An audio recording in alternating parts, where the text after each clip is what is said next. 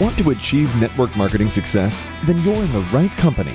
Hello, and welcome to Leave Nothing to Chance, hosted by networking marketing giant John Solider. Learn everything you need to know about the network marketing space from somebody who's actually done it. Join us every week for front row seats as we feature some of the finest and most successful personalities in network marketing. Leave nothing to chance. Join us now.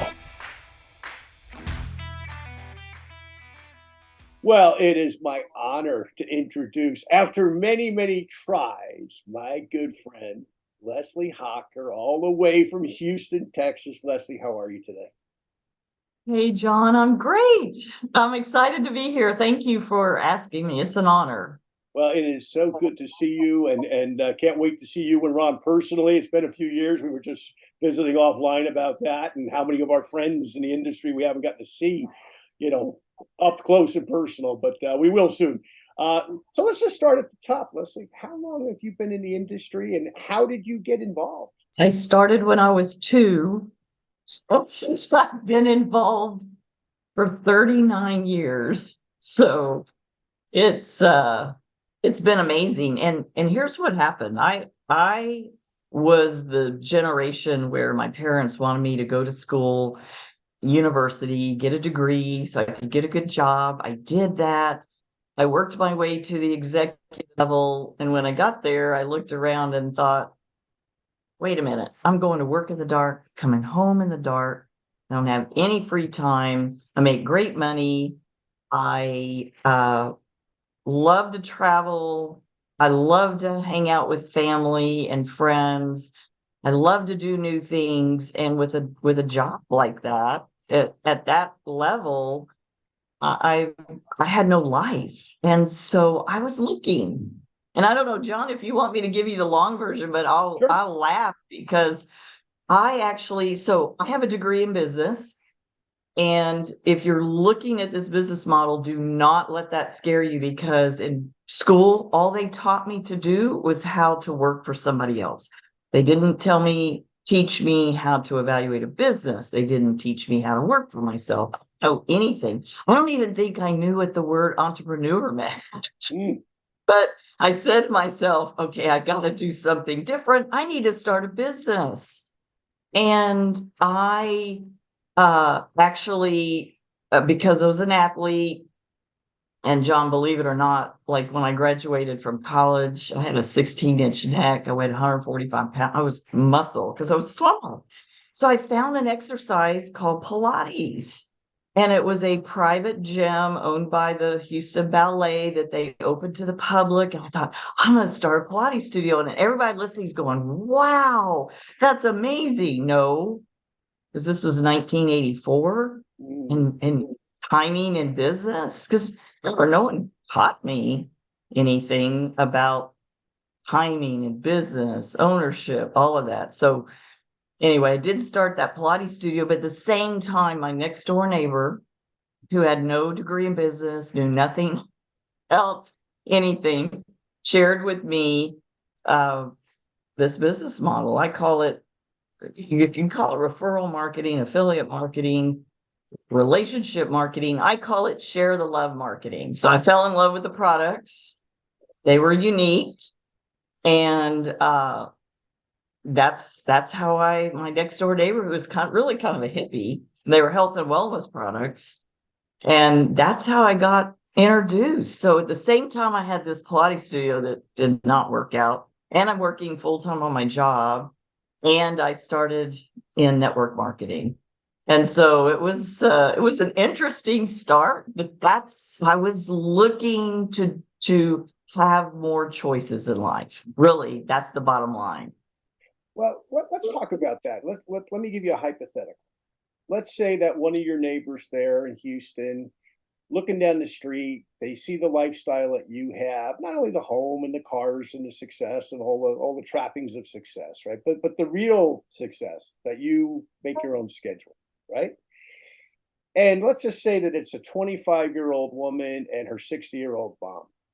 And prior to COVID, they had no interest in network marketing for whatever reason.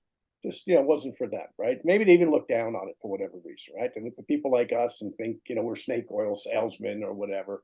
And all of a sudden, they start to realize, a 25-year-old had an education, started her business career, and all of a sudden, 3 short years ago, whatever it was, we know what happened. So she's not doing all that well today. And the mom maybe was on the other end of the pendulum, where was starting to look at retirement and, raising the grandkids and, doing all the things that she wanted to do with her time. And all of a sudden, we know what happened. Not to mention even, the inflation, which we'll get to in a minute. But at the end of the day, they look down the street and they say, we see Leslie's home today. They come over, they knock on the door, and they say, Leslie, could you give us an hour of your time and tell us why today, 2023, we should look at this network marketing industry? Well, John, it's interesting you asked that, because if I go back to when I first started, a lot of my friends, think about it, corporate executive, petroleum industry, I had arrived, right? And when I started network marketing, a lot of my friends told me, well, that's not a real business because you don't have a store. So in your scenario, the 25-year-old, that's not a player. It usually is for somebody who's in their 60s. But what happened with 2020 and 21 is we accelerated like 10 years. And I'm talking about we as an entire society, we accelerated to where it was just like you bought online or you couldn't get toilet paper. Right? I mean, it's all those toilet paper memes. That's the one thing that sticks out for me about that period of time. But fortunately, I was working with a company that had started as an e-commerce online, but the whole world just went to, okay, we're buying everything online. And so what's happened now is people are more aware. In that scenario, people really aren't asking me so much why I should start a side gig. They're saying, I know I need to start a side gig, and help me with the process of what I should be looking for. And so I love your scenario, because I started when I was 28 in this space, and I've considered myself a young entrepreneur my whole life, because young entrepreneurs like to travel, they like to have fun, and I don't want to be in a box. And so for the 25-year-old, it's a way to have more control of your life and your finances and dictate your own schedule. For the 60-year-old, it's a way, I mean, truthfully, and you know this from working with Ron, my husband, Ron Forster, his thing is we all have a business, whether you're a network marketing or an employee or a stay-at-home mom or stay-at-home dad, whoever you are, we all have a business. And that business is, how are you going to live when you retire? And I always keep that in my mind, because that's not something that I came from parents where my dad and mom were both college educated, but they didn't talk to me in terms of making investments and planning for the future. And this business model, even if it just gives you an extra $500 to $1,000 a month, and you set that aside and then you invest it, that can give you the avenue towards retirement, living the lifestyle you want to live. In other words, would you be able, if you didn't have a job, to live that same lifestyle? A lot of people figured that out in the pandemic, that, oops, I need a plan B. And so I need something to fall back on. So I love this time in our history of network marketing, because we do offer people a way to have control of your time, to have the flexibility to. Also, there are a number of us like yourself and myself that have gone through the ups and downs and crazy. We've been through recessions, depressions. We've been through boom bust. and how to make this model work no matter what the economy's doing. So I think it's perfect no matter what your age. I always look for people that just want more out of life. Exactly. Exactly. And there's so many people that, as you and I've known each other so long. I mean, I think, we worked together in England in 1990 something. 90, 90, 91. 91. Yeah, Yes. like well over 30 plus years ago. And you I think about, actually met you and Ron in that company. That yep. was where I met Ron. I did not know him prior to that. So But that's kind of fun. That's a little piece hey, of history. and I was his sponsor in that company. He was my sponsor in the prior company. So indirectly, I get an assist in the fact that you guys have now been married all these years. Oh, really? Okay. but you think about that. We were in our 30s then. I mean, different time, and these years come by, and now we're on the other end of it, right? Like that 60-year-old woman, for example, and to have current income where we're not eating up our life savings like so many people who do not have some level of income from a network marketing company, right? Where it's like they're living on Social Security, living on their pension. And boy, there's sometimes more month than there is money. Okay. That's what makes it such a great option for me. When I'm talking to people in our age group, it's like, hey, if you don't have a check in this industry, get with a good company, get yourself going and get yourself a check, and don't touch that retirement savings until you absolutely have to and you have no other choice. Absolutely. In fact, my very first year in network marketing, I was, of course, still working. I worked as a corporate executive until they laid me off because I made too much money. Thank God I had a plan B because the oil industry totally crashed, and it's crashed multiple times since then. But that first year when I paid taxes, I actually freaked out. Told my CPA, "Are you sure this is correct?" Because I got so much money back. I got mad, and so that's where I figured out, John. And I'm glad that you do these podcasts and we can help people be aware. Because if you're listening to this, at least in America or Canada, North America, and you don't have a home-based business, you've given up the right to be free. Because oh my gosh, it was crazy how many living expenses became business expenses, and all legit. And I'm not a tax I'm not a tax attorney or a tax accountant. You need to refer to somebody, but I will tell you, it's definitely, you should find something. That's my best advice. If nothing else, to have some more spendable cash. Exactly. So how important has self-development been to you over the years?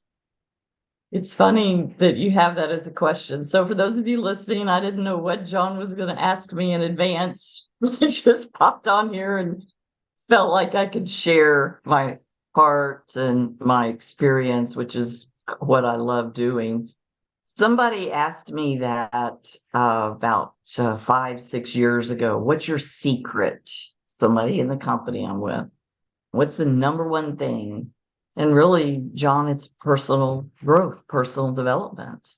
It's so key.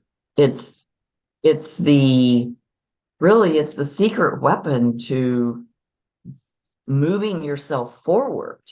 I can't even tell you how important that is.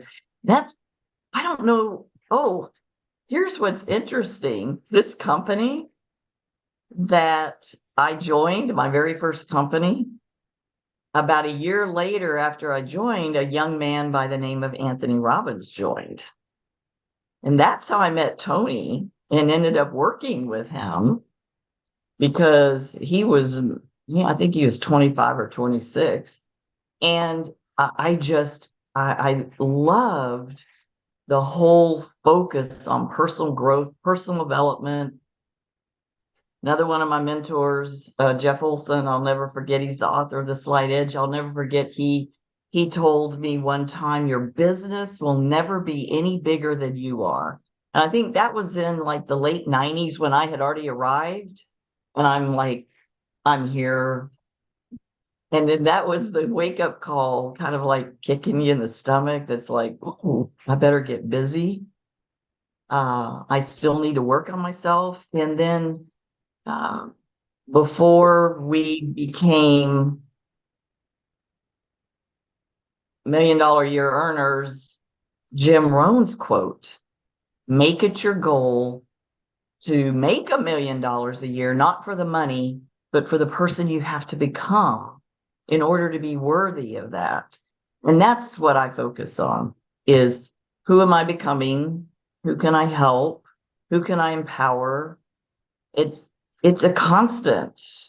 It's a constant learning business, really, John. And so I spend at least 30 minutes every day on personal growth, sometimes an hour.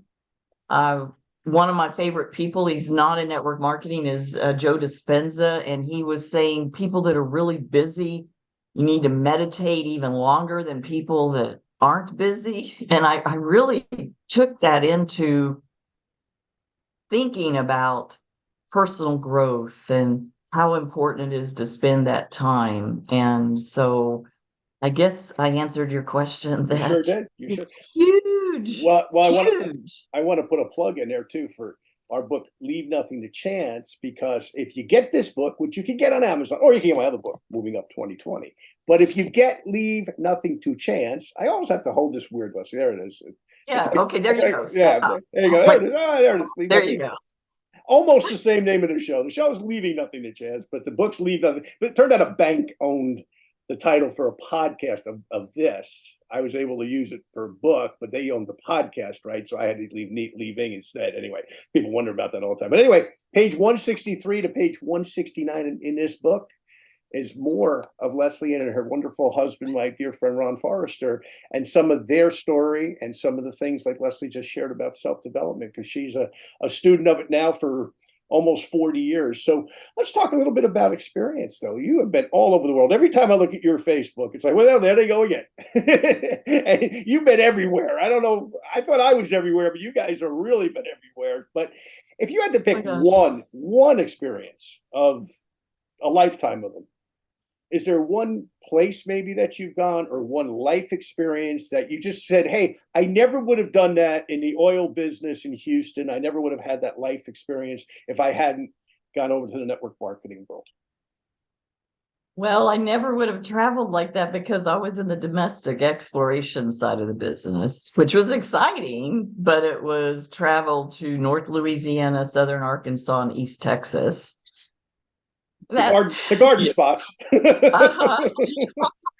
City that never been there. It's a beautiful country close to the Ozarks, but okay, when one of your brokers tells you, people that work for me tells me, bring your own pillow and light bulbs, you're in trouble when a man tells you that. So yeah, I've been blessed to travel many different places. What's funny, when you asked that question, what came to mind was an experience. So I don't know that it's been my favorite place to travel, but an experience that stands out for me the most, because I do love Asia. I'm blessed to be able, I just got back from South Korea. I hadn't been there since 2019. And I do love the Koreans and that country, but because of that team, I had the opportunity to travel to Dubai for a trip that the company had sponsored. And the experience was having cappuccino with real gold on it. So a gold leaf cappuccino. I mean, I drank, it covered, I have no idea how much it costs. I wasn't paying for it fully, I'm sure.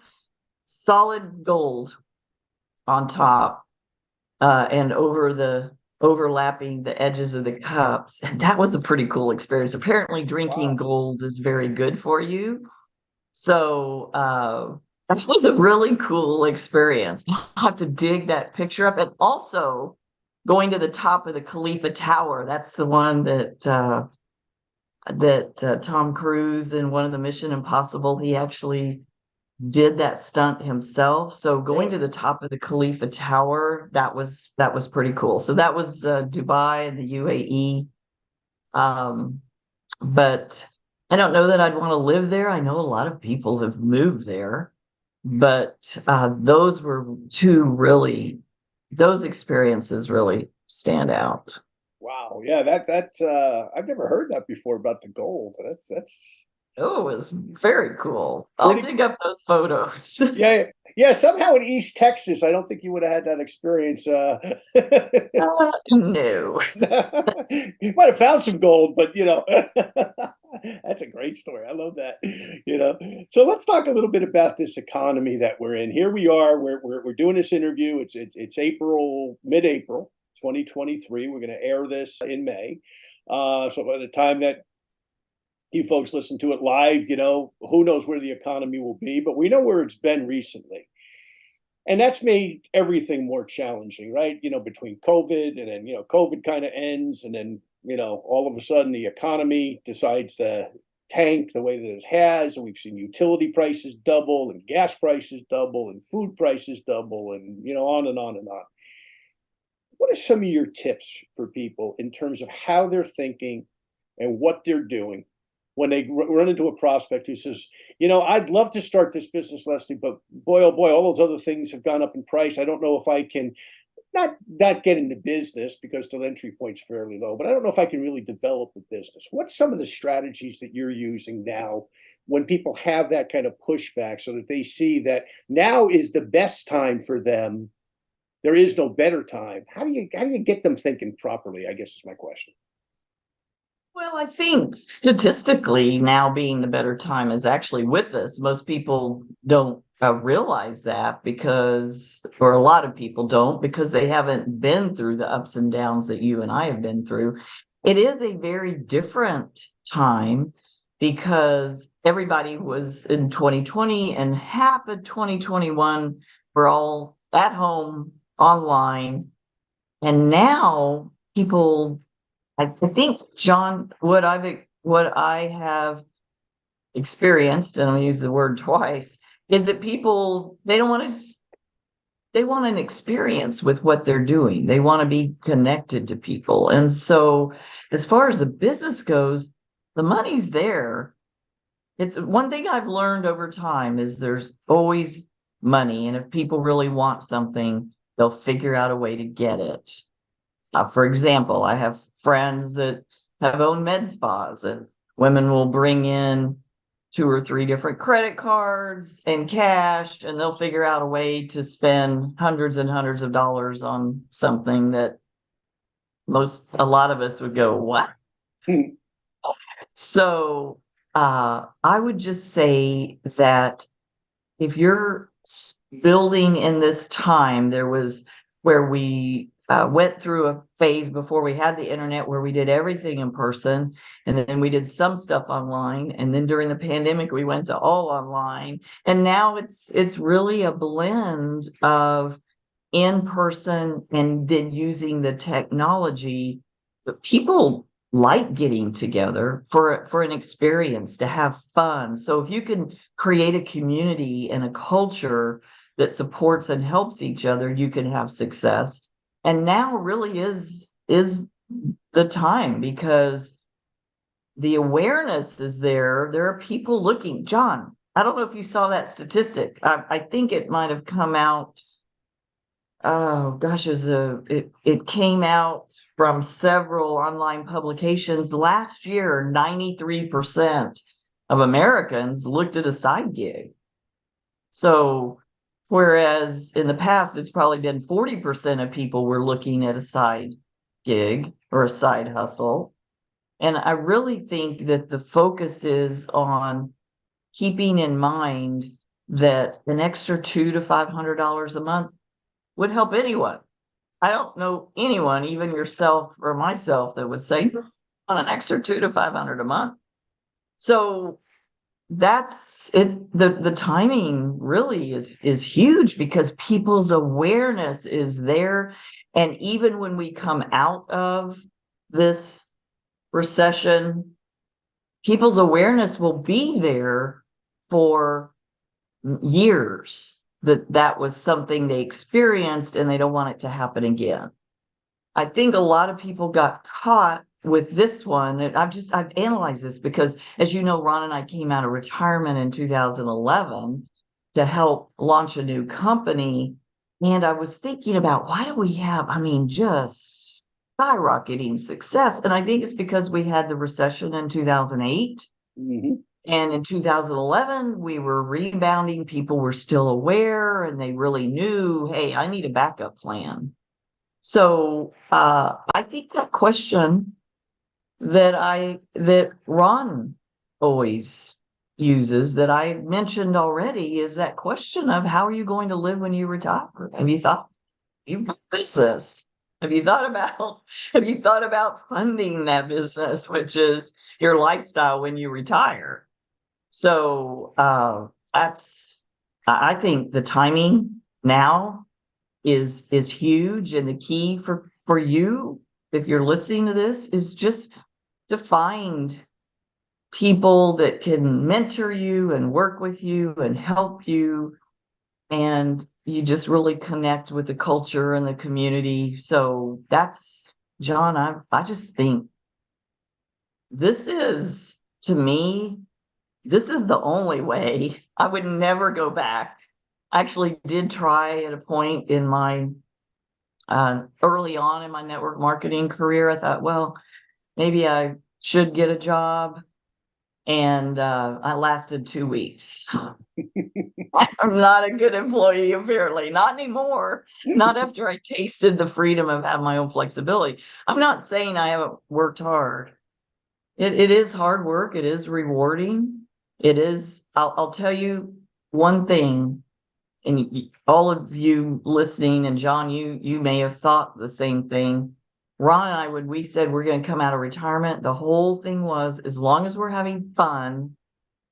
And we used to talk about how much fun we had, the company that I met the two of you in. Mm-hmm. As long as we're having fun, we will do it. So when things start to get crazy and overwhelming, because sometimes they do, you're dealing with people and life and issues. It's always like, okay, take a breath.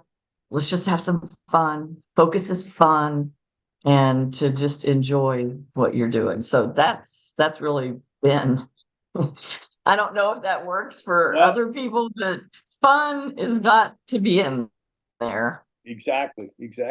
Fun, simple, magical, right? Yes. Simple, flexible. And I know you've got young people in your family, younger than us, right? They're adults now. One of the things I'm looking at, I'd love your response to this, is I look at that next generation. Okay, like, we were talking off camera about my 19-year-old son, who you've watched grow up on the internet from, being a little kid to being an elite hockey player to now being in his own business in network marketing. I look at him and I look at some of these other young guys that I meet, young gals that I meet, and they're in their, some of them are in their teens, most of them in their early 20s. And I look at them and I say that I think they call them Generation X's. I'm not sure what they call them. But at the end of the day, those young folks that are getting into our industry, and they have a different set of eyes than you or I or Ron has, in the respect that, we see it as, let me do the home meetings, let me do the hotel meetings, let me do the event. They see it as, why would I do any of that? Let me pick up my cell phone and, create a group chat with 10 of my friends and tell them, hey, I found this great energy product, or this great weight loss product, or this great skincare product, or this great whatever product. See who responds, and you build a business from there. And I've watched this happen, not only with my own son, but with a number of people over the years. Love your thoughts on that, about the fact that these younger folks that have grown up with something you and I didn't, right? A cell phone in their hand and all this technology, can put that to use. They've already got the skills, but why they should look at our industry as a place that they can apply some of those skills for very little cost and build a business for themselves as their plan B starting out, rather than, living in mom and dad's spare bedroom forever. Well, you laugh. Could I give a plug for following me on Instagram? Absolutely. Because I use three-way chats, three-way messenger, three-way WhatsApp. That is so powerful. It's still third party. It's still One of the things that's interesting is people will have asked, well, why would XYZ sell this product or service through network marketing? And I'm like, it's called referral marketing. So I think that I actually love using third-party messenger and chat, et cetera, because it gives me more time to be able to pop in there on my own time. So I probably use, it's funny, I probably use 80% chat and 20% actual. There's times when it's just too long to text, but I might do voice. So for a young person that is savvy with social media and the using voice over internet platforms, I mean, it's still brand new. And John, truthfully, I use Facebook. I have private Facebook group for the team. We do challenges, we give back, we work to add value. And I've been doing that for about 4 years now. Fortunately, started it right at the beginning of 2020.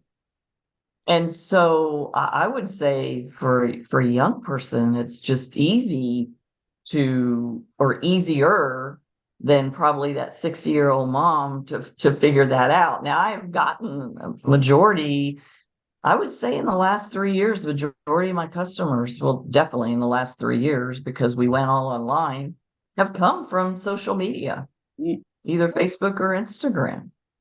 I'm not done TikTok, but I've worked to master reels. So my Instagram is Leslie _Hocker, and I'll laugh. So funny story for my age group. So I had one that was just my name. It's still there. Don't follow that one because I couldn't figure out how to log back into it.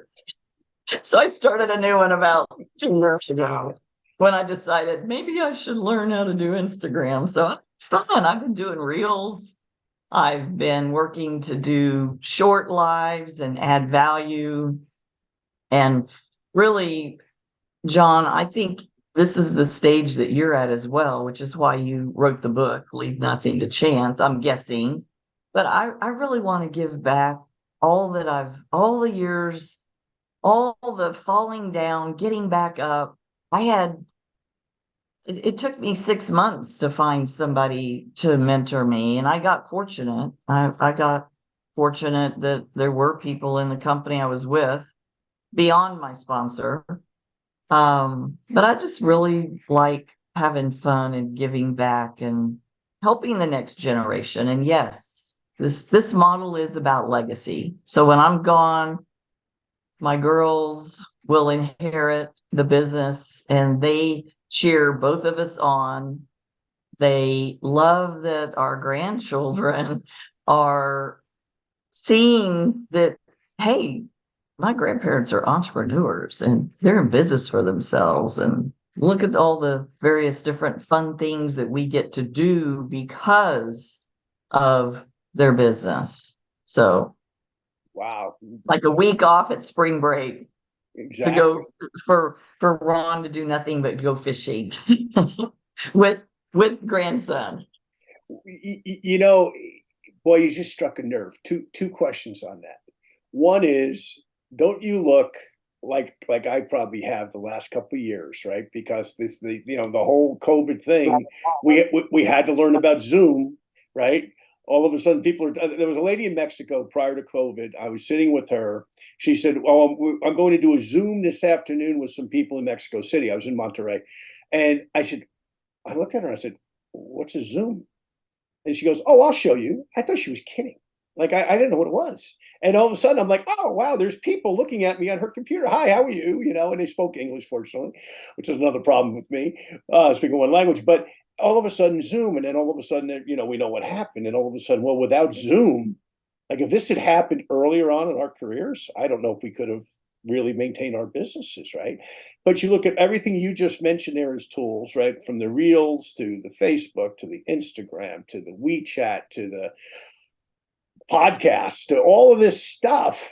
I'm jealous. I wish I was born like, when my son was born, when I'm a teenager, for a lot of reasons, but from a business standpoint, the tools that they have to build an international business without necessarily having to run around the world like we did.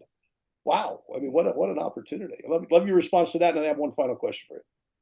Well, I will tell you that I actually started using Zoom pretty much when it first came out, 2016 or 17. And that's simply because the US is so big and I was spread out over the US and Canada in almost every state. And I embraced the technology earlier. I'm kicking myself from here to the other end of the block for not buying stock because when the pandemic hit, because I remember that I started seeing it at airports when I was traveling, like, oh, wow, yeah, I've been using that.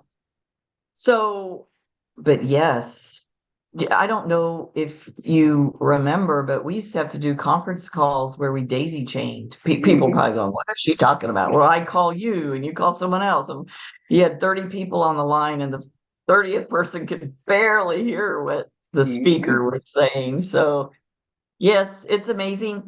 I will tell you this though. What I've experienced is there's still nothing like connecting with people and building a relationship. So whereas the company I'm with, we will do for the whole company a monthly training instead of in person. We are doing in-person conferences again because people want from all over the globe coming and people want to connect. There's nothing like that connection. And then, so you've got to leverage both. That's all I'm saying. We, in some respects, if you can learn the technology or partner with people that can know how to do the technology and you can do your personal growth, learn how to develop yourself, work to serve others. That's been my whole focus is if I can help enough people and empower them to have more choices, then I win, they win. So it's really, in some respects, John, it might be even more challenging because if you only do the tech, you're going to miss out on that personal connection that really drives longevity in a company. Am I making sense? Okay. I could not agree more. We just finished our corporate convention this weekend, and it was just so good to be able to actually hug people again that you hadn't seen. And even if you don't see them, normal circumstance, you might not see somebody year to year in your downline, and all of a sudden you see them. But let's come back to my last question for you. So you just mentioned it, okay? But let's go a little bit further. So you've built a business. You and Ron have built a business that hopefully you'll be like your mom and you'll make it to at least 99, Leslie. So you have a long way to go. No. But having said that, generationally, right? The kids are involved in the business to some degree. The grandkids are watching what mom and dad are doing and what grandma and grandpa are doing and saying, hey, that's what I'm going to do when I get to that stage.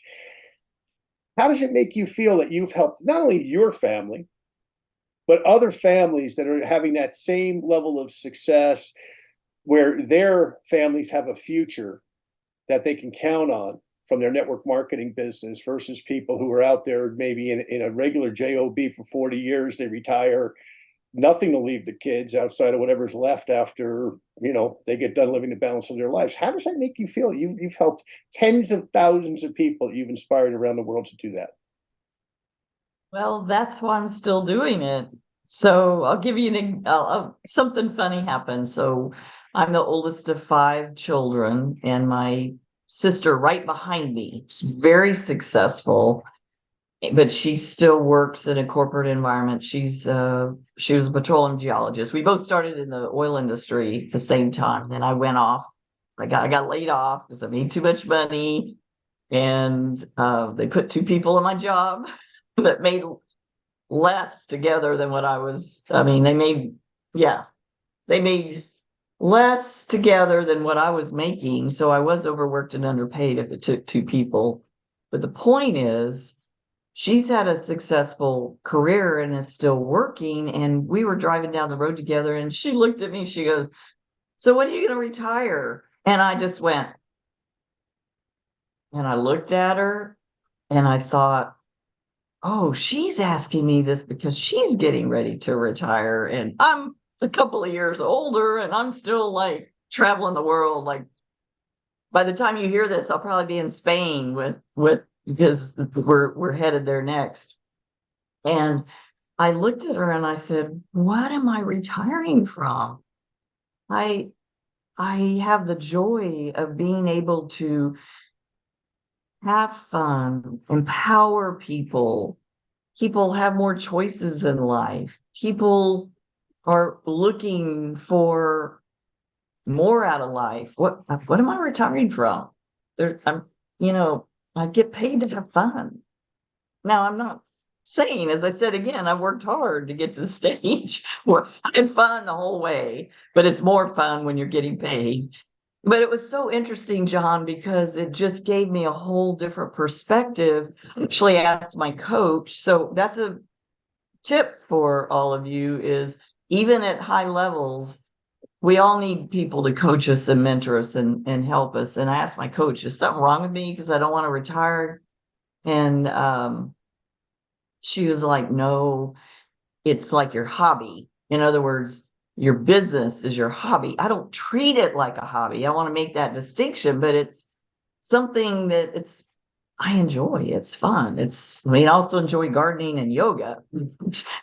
I don't want to stop doing the business because I love the thrill of being able to make a difference in others' lives. And I think you'll find that's probably true with most top leaders in our model, especially those that are older, and you look at them and think, are they still having to work? No, it's not work, it's play. It's like working 24/7 and playing 24/7. Your work is your play and your play is your work. And not that there's some parts of it, John, that I like. I don't enjoy being on the plane to Asia for 17 hours, but I know when I get there, how excited they are to see me and to learn and to just, I've got families that have gone from living in one room to,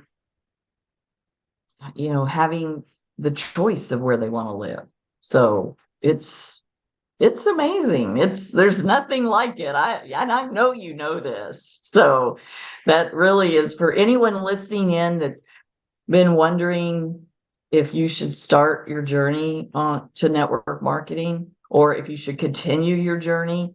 Just keep going because it's a journey. And I always, John, I tell people, you can't compare yourself to myself, you can't compare yourself to John, you can't compare yourself to Ron. We've been practicing a long time and we've fallen down a lot and we just get back up. And that's the difference. So exactly. There you go. Exactly. Well, Leslie, this has been a privilege, my friend. I appreciate you so much. I know you've got a crazy schedule with traveling to your convention this week and everything you're doing. So I so much appreciate not only your time, but also your great wisdom because going on 40 years of leading people and you've done a tremendous job. So I want to thank you again on behalf of everybody in the industry that you get inspired and will continue to inspire. Thank you, John. I appreciate the honor of being asked to do this. And I'm just, if wherever John posts this, drop a comment. If I can answer a question, I will. If I helped you, then let me know because there's nothing better than being able to help somebody along your journey to success in network marketing or to the next level of your success in network marketing. Thanks, Leslie. Thank you for listening to this week's episode of Leave Nothing to Chance. If you want to know more about what it takes to succeed in the network marketing space, join us again next week for another amazing episode. For additional resources and to connect with John Solider, visit leavingnothingtochance.com. Don't forget to leave a review, and we'll see you next time.